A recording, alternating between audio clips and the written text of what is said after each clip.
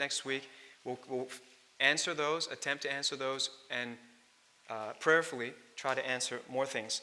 But I got a question from God for you. God is asking you a question. I know you got endless questions. God's got one question for you. Why don't you follow me? Why don't you follow me?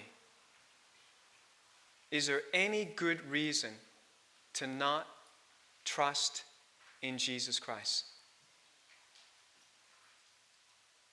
I think if you search your heart, you're going to find there's not one good reason. Jesus is the only perfect man who died for the sins of the world, gave his life to pay for our wrongdoing.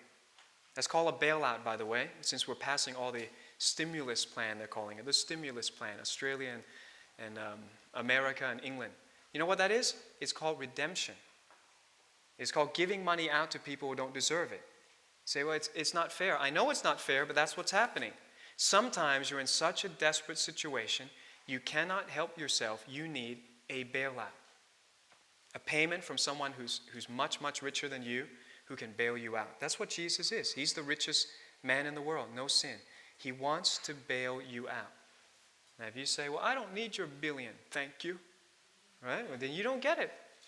But you know, I saw the executives of GM, Ford, all these guys, you know, multimillionaires, fly to Washington on the news, right? Fly to Washington and go on their hands and knees to beg Congress for money.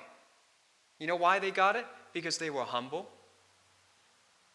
That's the only thing that will save us, is if we're humble enough to realize, you know, Lord, I do try to help myself, but I often fail.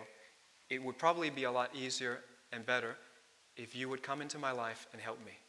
And I give you permission, I ask you, and make the invitation that you do that right now, today.